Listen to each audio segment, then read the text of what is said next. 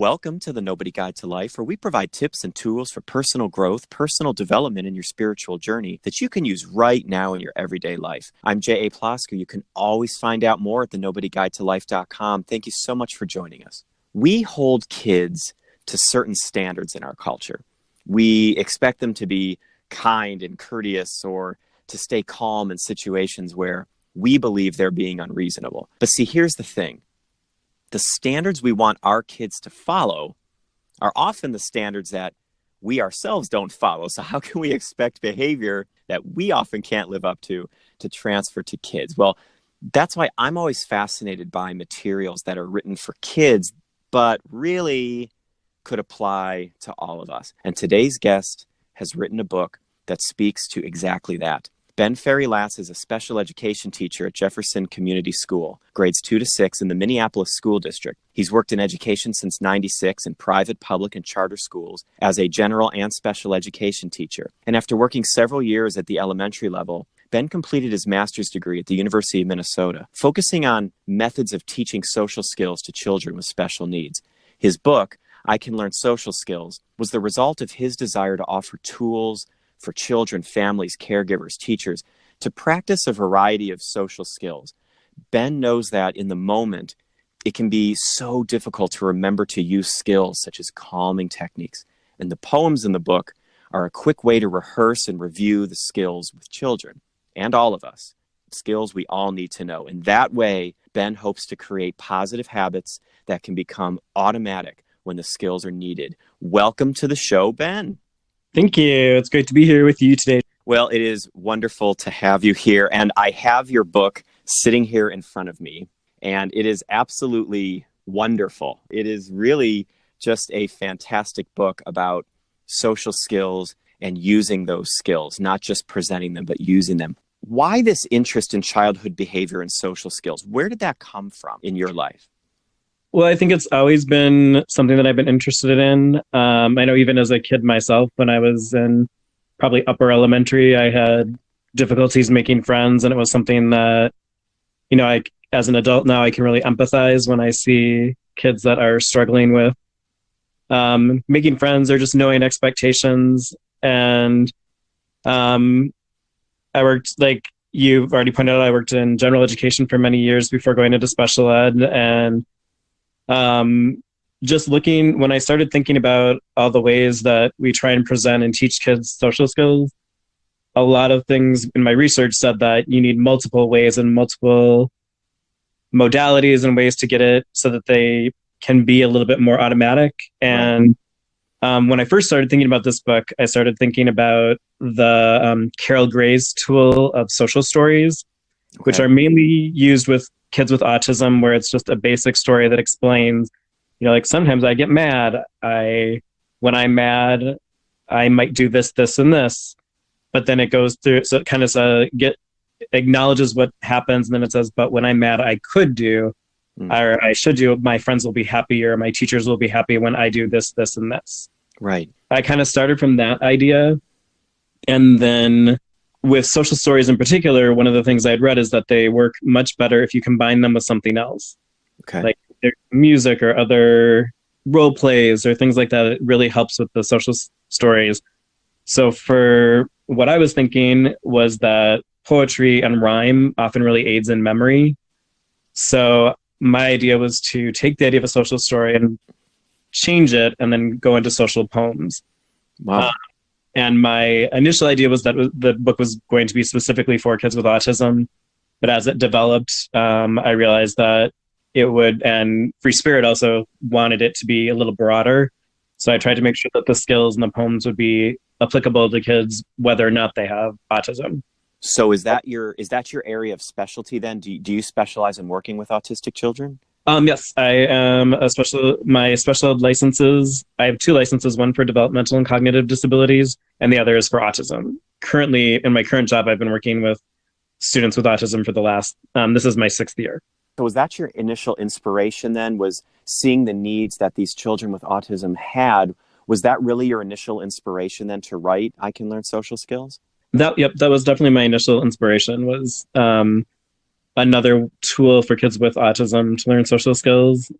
And again, it just kind of broadened out from there.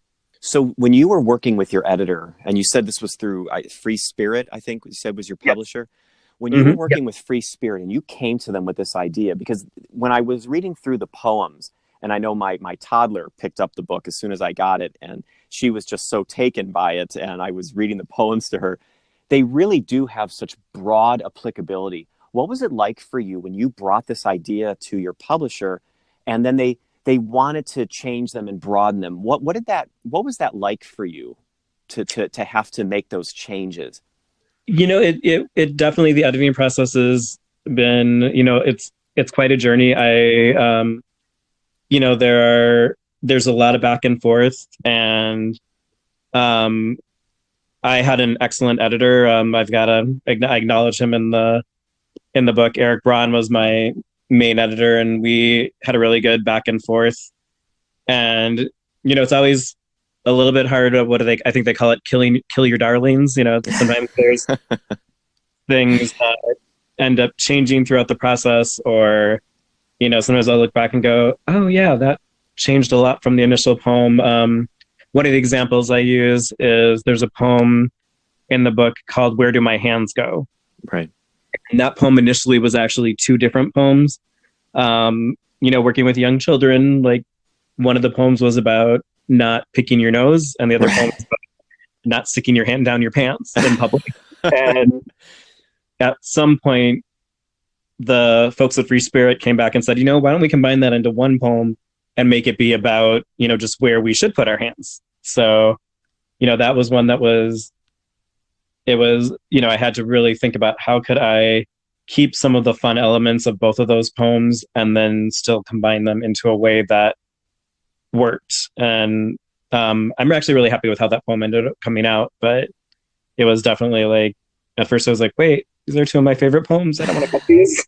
I think sometimes rhyming books for kids, I'll just use that phrase, when people write children's books, some people don't go in for that. I don't like books that rhyme. But I've always found that those books are the most engaging, at least for my child, that she loves the pattern. She loves the rhymes. And I can tell when I look at these poems how she lights up when I read them. And I think that the way it was edited, it just felt like it was done in a very sensitive way. So I was curious to know how that was. And I'm glad it was a good process, because I know you went into it with one intention and ended up really broadening the book, which I think is fantastic.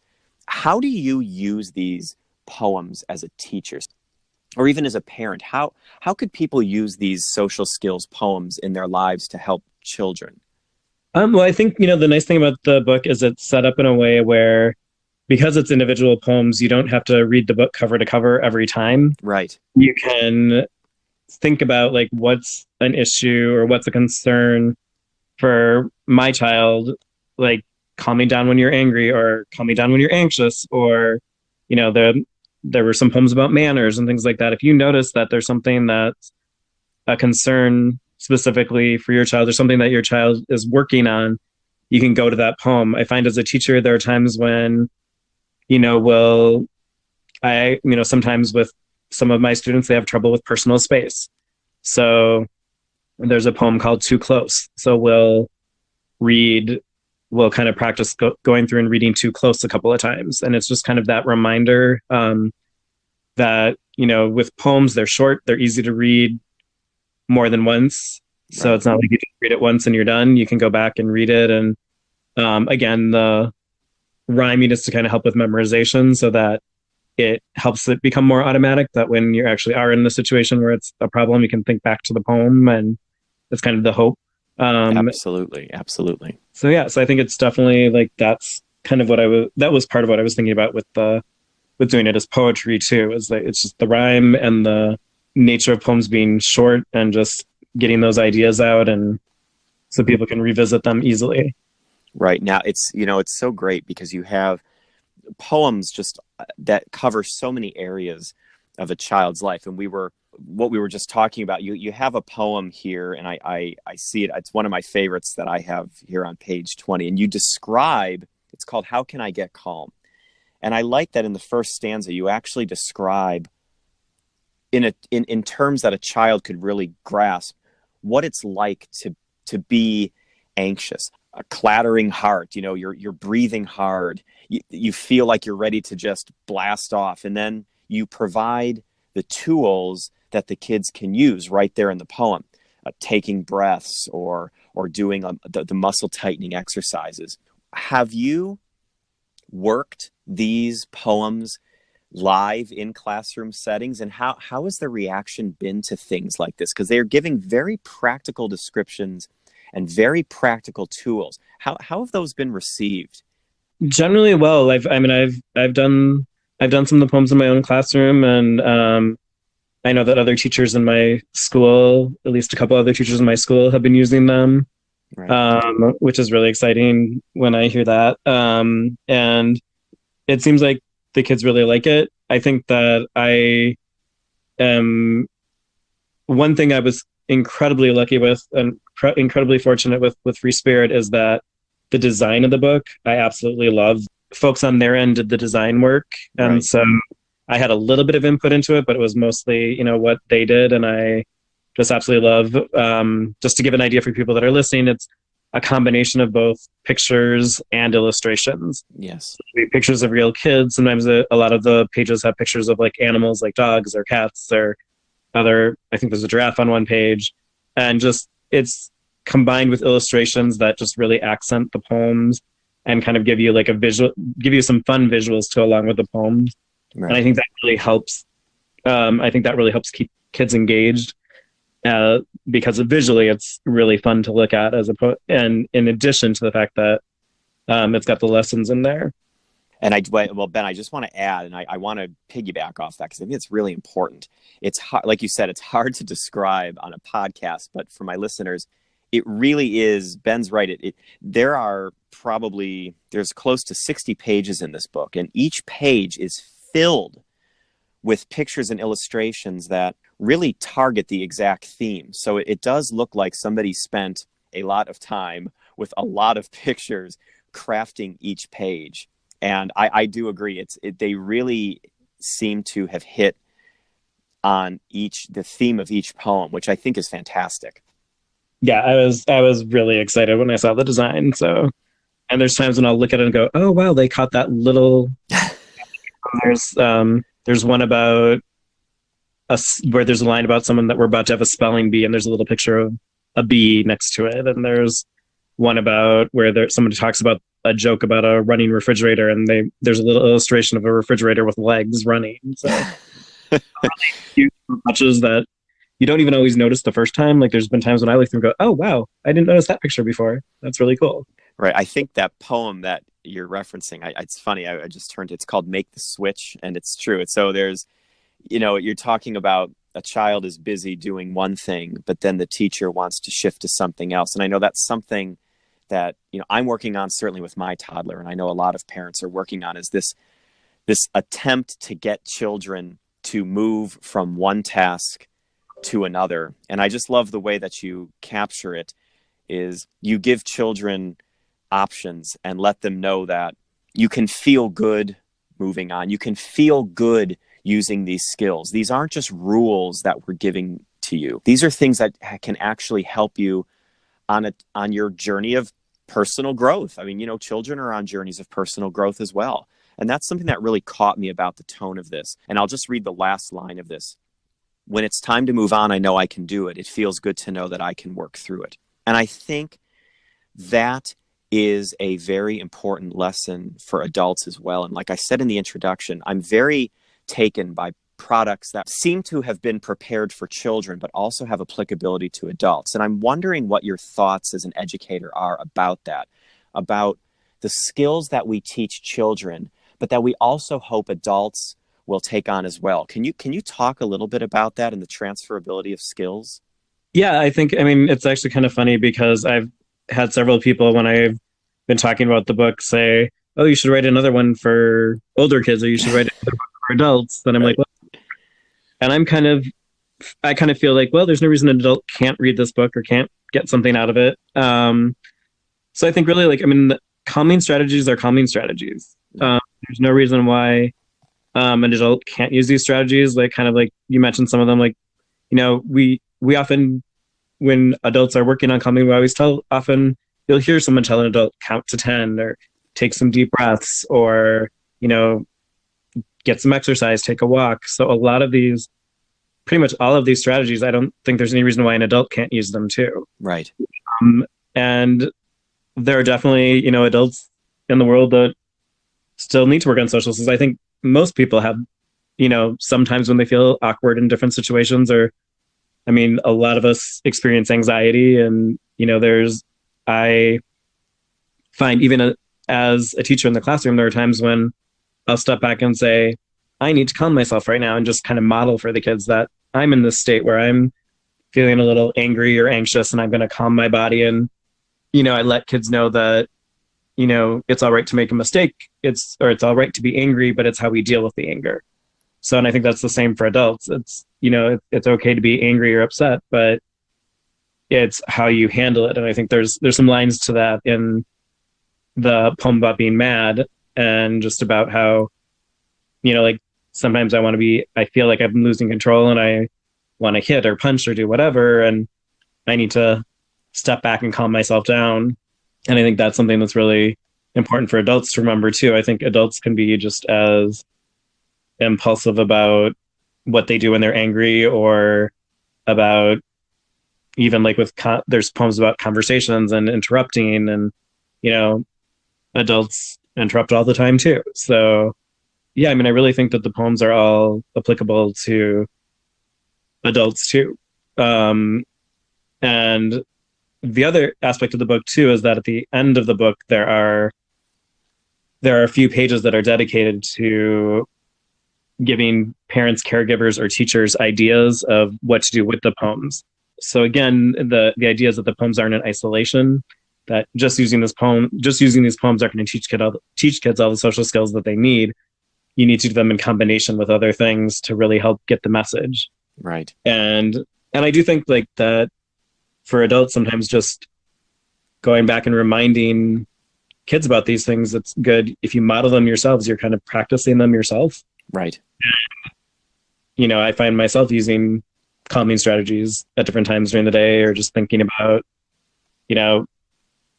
I've had meetings where I was really anxious going into the meeting. And so I had to think about, okay, I have to mentally prepare myself for this meeting. And so I might do some deep breaths. I might listen to some soft music that I like. I might, do like some sort of exercise, or there's one about tightening all your muscles and releasing. That one I like a lot. Right. Right. Ben, it's so interesting. We've talked a little bit about on this show about one of the ways, at least as I have been taught it over the last, 2.5 decades of being involved in all of this. There's this principle that if you're looking to grow personally or spiritually, one of the forgotten tools of that is discipline. And I talk about that a lot on my show. And I think sometimes people are like, I don't want discipline. I want to my path to personal growth is joy and fun. And that's wonderful. But one of the most powerful tools we can have on this journey is discipline. And what I like about these poems is if you just picked one tool that you were trying to teach a kid, and you as an adult worked on that one tool for the rest of your life, you could change your life. And I'm thinking specifically about, you have a poem here on page 1, and it's called I Can Do That. And it starts the book off. And it's talking about things like, I can stay calm when I'm mad. I can learn to listen to you. I can share and be a friend to you. Together, let's see what we can do. If an adult woke up every morning, read that poem, picked one line from that poem, and worked on it for the rest of their lives, they could probably make tremendous progress. That this applies to all of us in any area of our lives. And that's what I think is so nice about this. And I was going to, and it leads me to this question, and you've already answered it, but I was going to ask you, how do you model this? And you've already answered it a little bit, but do you talk to your students when you're modeling these things? If you find yourself in a situation where you're needing to use one of these tools, do you talk to your kids about it? Do you have discussions around it? Yep, I'll kind of talk it through. Like I'll say things like, you know what, I need to calm myself right now, so I'm going to take 3 deep breaths, or I'm gonna count to 10, or I'm just gonna step back and give myself a little break right now. Right. Because we talk about in our class that a break isn't a bad thing. It's just a chance to get your body in control. Right. So sometimes I'll just say, "Yep, I need to take a little break." I also do that with mistakes. Like if I make a mistake on something, I'll just say, "Oops, I made a mistake," and then I'll just talk to him. I said, "Did I get upset? No, I just fixed it and I moved on." Because a lot of kids, I find a lot of the kids get very perfectionistic. Way of saying that.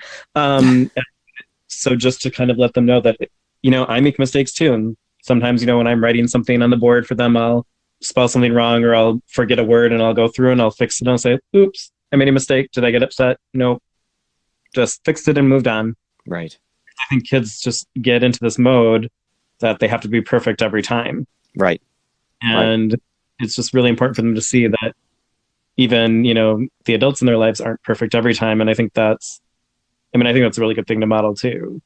Right. So much of what you're talking about is so applicable to adults, because I hear you talking through these things with kids, and I just think back through my life, and for myself personally, I tend to be a perfectionist in a lot of areas. We get down on ourselves, or with politics in the state it's in right now, people really aren't in a mode of listening. And I think one of the things that's getting lost right now in the shuffle of the modern world is this idea of civility.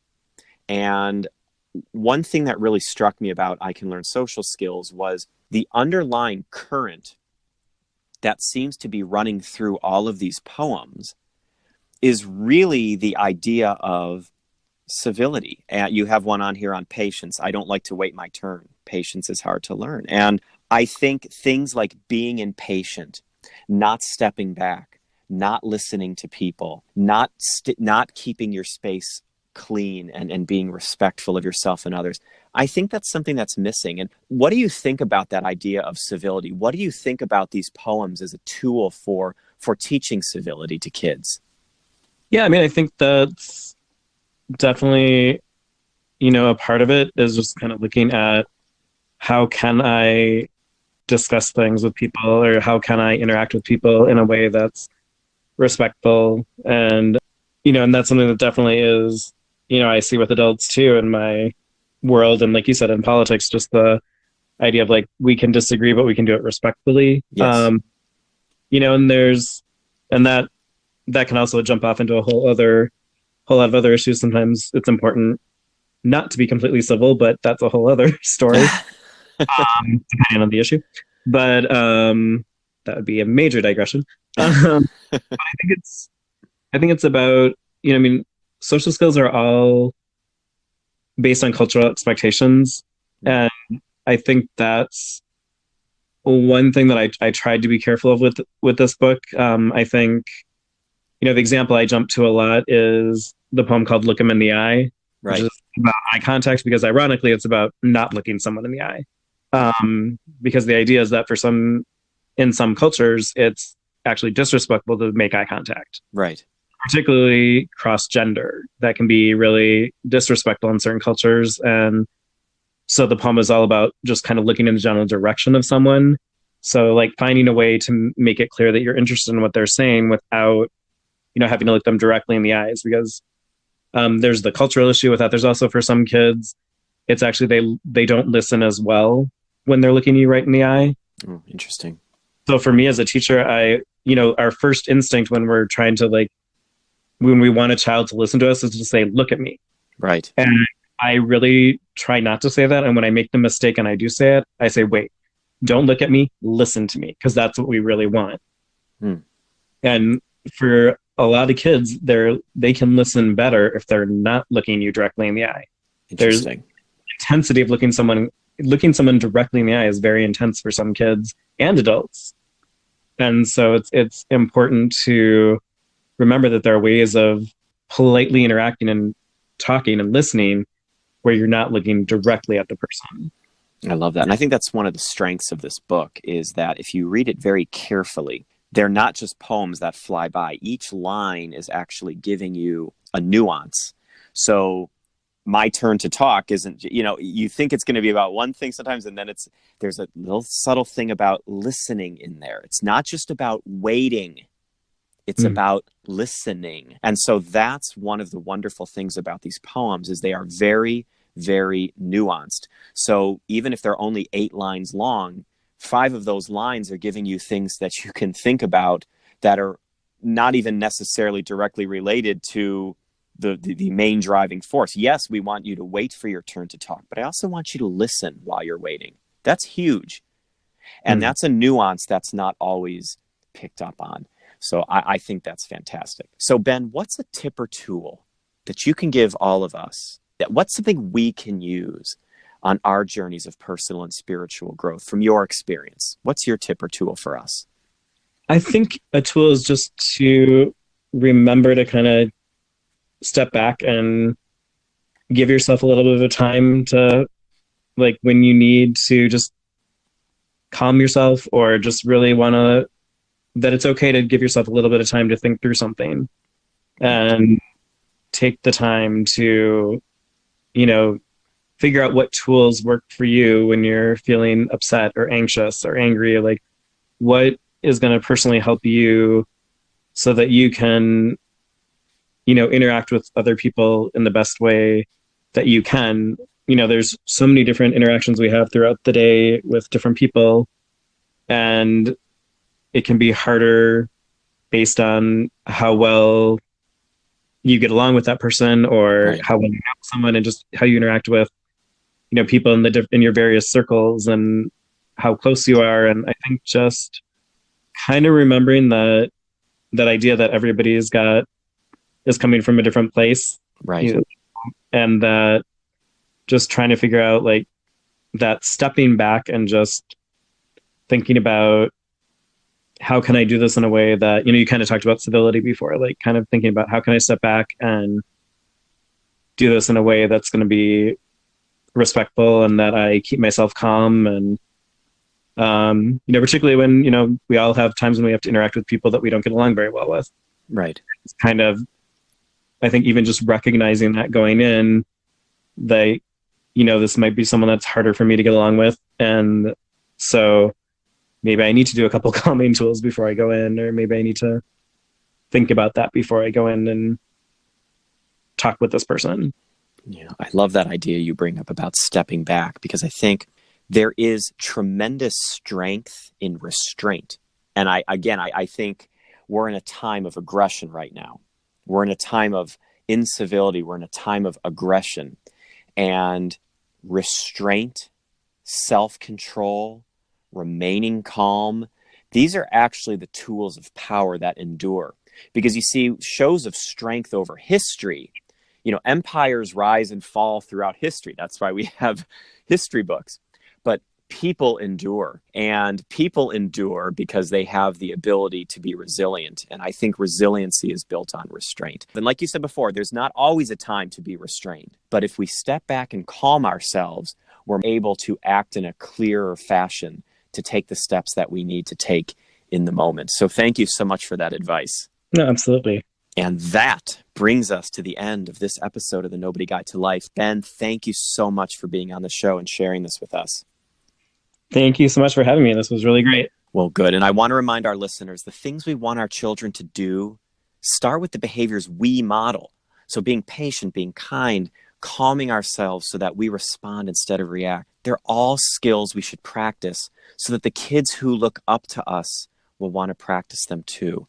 Our example is our best legacy to the next generation. Please don't forget that. You can find Ben's book, I Can Learn Social Skills, at Amazon or Barnes & Noble, online retailers, your favorite retailer, wherever books are sold. You can also go to Ben's website, benjaminfarrey-latz.com. The links will be in our show notes at thenobodyguidetolife.com. And you can always check out more episodes at thenobodyguidetolife.com. Reach out to us on Twitter and Facebook at Nobody's View, or now on Instagram at J.A. Plosker.